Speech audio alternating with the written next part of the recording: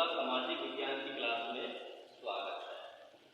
आज अर्थशास्त्र के दूसरे पाठ भारतीय अर्थव्यवस्था के क्षेत्रक के अंतर्गत एनसीईआरटी के प्रश्नों नंबर 6, 7, 8, 9, 10, 11 इन प्रश्नों पर आज चर्चा करें।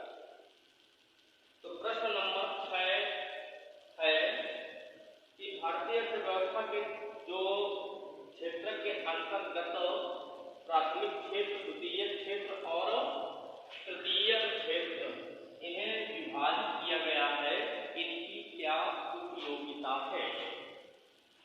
देखिए, हम जानते हैं कि आर्थिक गतिविधियों को बांटने के लिए भारतीय अर्थव्यवस्था को 3 क्षेत्रों में विभक्त किया गया है। नंबर 1 प्राथमिक क्षेत्र, नंबर 2 द्वितीयक क्षेत्र और नंबर 3 तृतीयक क्षेत्र। इन तीनों की उपयोगिता बहुत आवश्यक है। क्यों? क्योंकि इससे रोजगार की प्राप्ति होती है और भारत की अर्थव्यवस्था का आकलन करने में भी सुविधा होती है। प्राथमिक क्षेत्र के अंतर्गत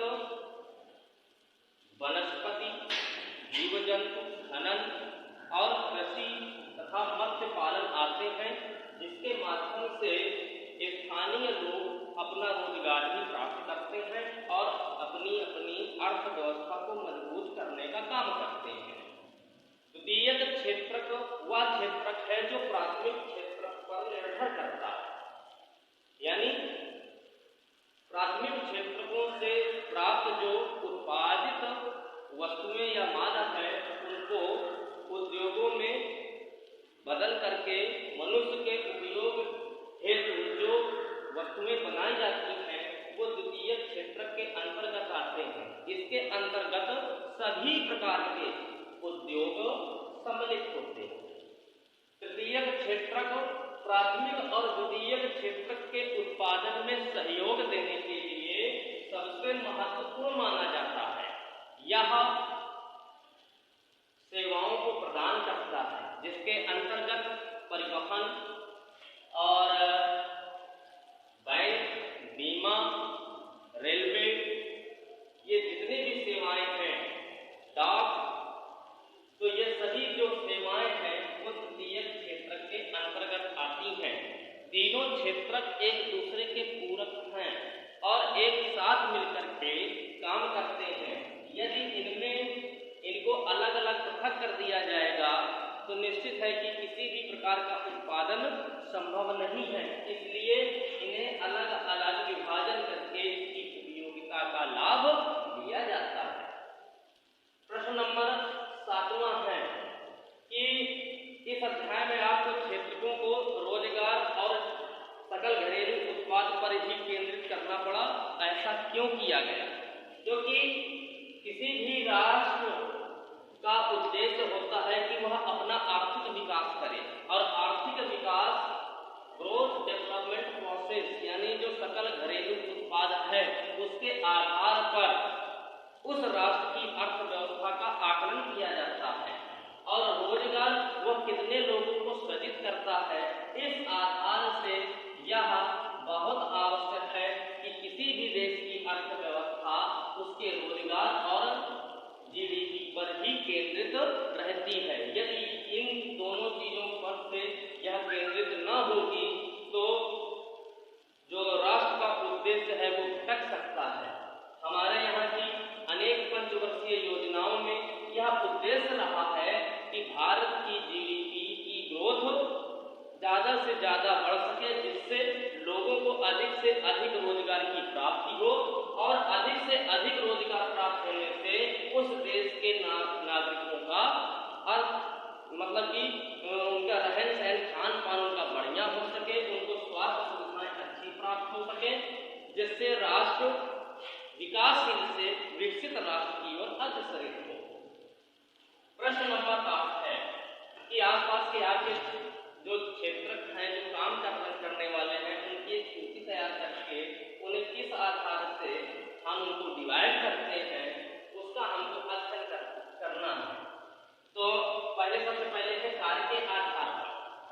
के आधार पर, लोगों के रोजगार के आधार पर हम उनकी सूची तैयार कर सकते हैं कि हम लोगों का निवास एक ग्रामीण क्षेत्र में है, यहाँ पर जितने भी लोग हैं उसमें बहुत कम परसेंटेज होगा जो व्यापारी वर्ग होगा और कुछ होंगे जो नौकरी पेशा वाले होंगे। अधिकतर जो है वो कृषि या कृषि से संबंधित उद्योगों पर काम करने वाले ही आपको मिलेंगे।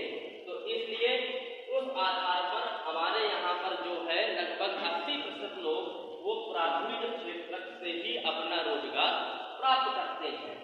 द्वितीय क्षेत्र के अंतर्गत प्राथमिक जो उत्पादित वस्तुएं हैं उन्हें हम उद्योग में रख करके उसे मनुष्य के उपयोग लायक बनाने के उपरांत उसका हम प्रयोग करते हैं। जैसे प्राथमिक क्षेत्र से हमने गन्ना उत्पादित किया इसके माध्यम से, और ये गन्ने को हम जब बड़े उद्योगों में ले जाते हैं तो वहाँ से चीनी का उत्पादन प्रारंभ होता है, जो द्वितीय क्षेत्र की पहचान है।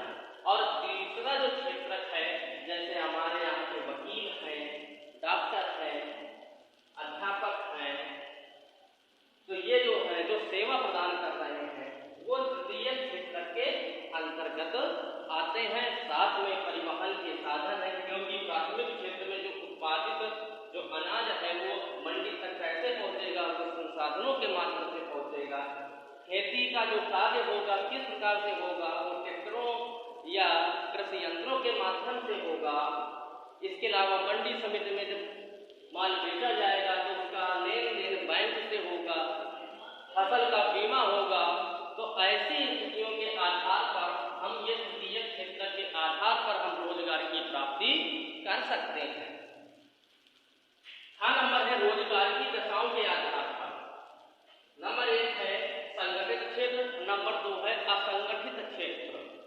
संगठित क्षेत्र वह क्षेत्र है जहाँ पर हम ये देखते हैं कि जो पढ़े लिखे अपना रोजगार प्राप्त करते हैं और एक संगठन बना करके काम करते हैं, वो संगठित क्षेत्र के अंतर्गत आते हैं। इसमें रोजगार की गारंटी रहती है, इन्हें समय से पहले निकाला नहीं जा सकता है, इनमें कार्य करने की कुशलता होती है, यह अपने कार्य से प्रशिक्षित होते हैं, इसीलिए ये संगठित क्षेत्र के अंतर्गत आते हैं। जैसे अध्यापक वर्ग है, मजदूर वर्ग है, डॉक्टर है, वकील है, ये संगठित क्षेत्र के हैं। जब मजदूरी अलग अलग पृथक तरीके से देखी जाएगी तो वो असंगठित हो जाएगा, लेकिन जब ये संघ के तौर पर काम करेगा तो वह संगठित क्षेत्र के आधार पर माना जाएगा। असंगठित क्षेत्र इसके अंतर्गत कृषि में कार्य करने वाले हैं, जो जिन्हें वर्ष भर रोजगार की प्राप्ति नहीं होती है, जिनका रजिस्ट्रेशन सरकार के पास कार्ड नहीं होता है, तो ऐसे लोग असंगठित क्षेत्र के अंतर्गत आते हैं। इनके पास रोजगार की कोई गारंटी नहीं होती है। तो उस आधार से जैसे हमारे यहाँ के बहुत से मजदूर हैं जो दिहाड़ी मजदूरी करते हैं, वो असंगठित क्षेत्र के अंतर्गत आते हैं, और जो मजदूर जो फैक्ट्रियों में काम करते हैं वो संगठित क्षेत्र के अंतर्गत आते हैं। अगला है प्रश्न, प्रच्छन्न बेरोजगारी से क्या तात्पर्य है? प्रच्छन्न बेरोजगारी का तात्पर्य ऐसी बेरोजगारी है जहां पर हमें दिखाई तो पड़ता है कि बहुत से लोग वहां पर कार्य कर रहे हैं, लेकिन यदि उनकी संख्या को घटा दिया जाए तो उत्पादन पर किसी भी प्रकार का प्रभाव नहीं पड़ता है। तो ऐसे जो छुपे हुए लोग हैं, जो एक छोटे से भूमि के टुकड़े पर काम करने वाले हैं, तो ऐसे जो अधिक संख्या में लोग जो कार्य कर रहे हैं, यानी जहां आवश्यकता 4 की है लेकिन वहां पर 8 लोग काम कर रहे हैं, जो अतिरिक्त जो 4 लोग हैं वो प्रच्छन्न बेरोजगारी की संज्ञा के अंतर्गत आते हैं। शहरी क्षेत्रों में भी हम ये देखते हैं कि एक छोटी सी दुकान में 2-2, 3-3, 4-4 लोग कार्य करते हैं। तो ऐसे जो अतिरिक्त लोग हैं वो प्रच्छन्न बेरोजगार कहलाते हैं, जहां पर कि अधिक संख्या में लोग लगे रहें लेकिन उत्पादन में किसी भी प्रकार की बढ़ोतरी ना हो पाए, तो ऐसे लोग प्रच्छन्न बेरोजगार कहलाते हैं। खुली बेरोजगारी या बेरोजगारी यानी काम करने के इच्छुक तो हैं और उनके पास सभी प्रकार की गुणवत्ता भी है, लेकिन योग्यता के आधार पर किसी भी व्यक्ति को रोजगार की प्राप्ति नहीं होती है, तो ऐसे लोग बेरोजगार की संज्ञा के अंतर्गत आते हैं।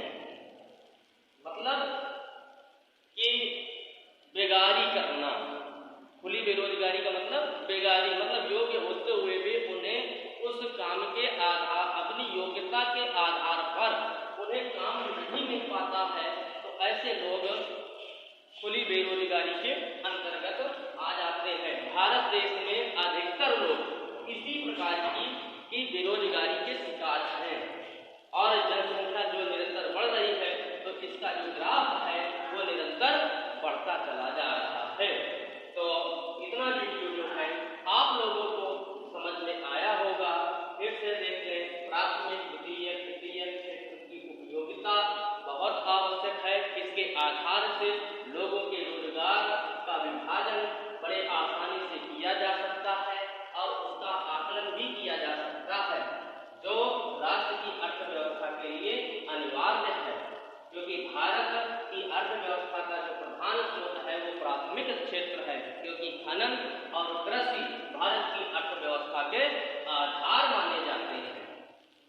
तो इतनी बात आपको समझ में आई होगी।